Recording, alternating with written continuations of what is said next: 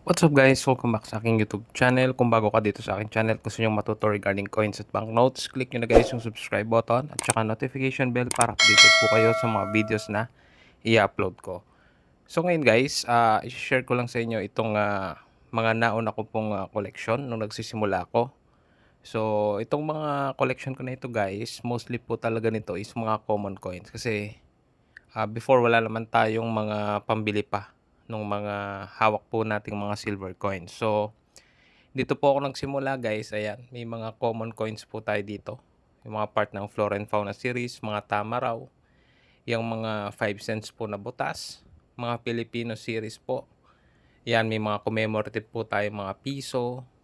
Ayan, so nagko-collect na rin po tayo kasi dati ng mga ganitong coins, especially yung mga commemorative coins. At the same time guys, ayan, nag-iipon din tayo ng every year, no? Kumbaga kinukumpleto natin yung year ng BSP series na piso. So dito guys, hindi pa kumpleto yung natin yung year natin. Wala pa tayong 2005.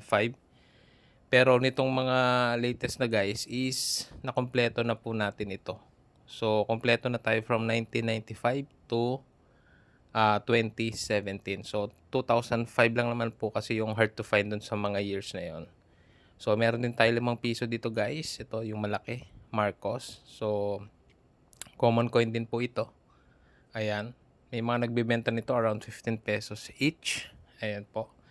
Tapos meron tayong mga iba pang coins dito. Ayan yung mga buko po na ano decagonal, kung di ako nagkakamali guys, no. Itong shape po ng ng 2 piso na buko. So kung mapapansin nyo guys, sa pagko-collect naman kasi depende naman 'yan. So pwedeng magsimula naman kayo dun sa mga common coins gaya ko.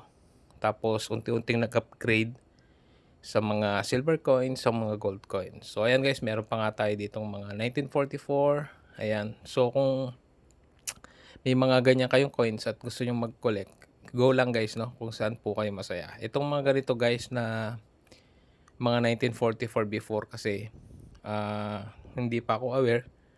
Tapos pagka may mga nagbibigay lang is tuwa ako kasi napakaluma po. Isipin nyo 1944 na barya meron kayo. So kayo guys, kung gusto nyo mag-start mag-collect, ayan, walang masama po sa pag-start sa mga common coins, no? As long as masaya kayo, and then pagka kaya nyo na, pwede po kayo mag-upgrade sa mga ibang coins. So shinare ko lang sa inyo to guys, itong mga naunang collection ko. So muli guys, maraming salamat sa panonood.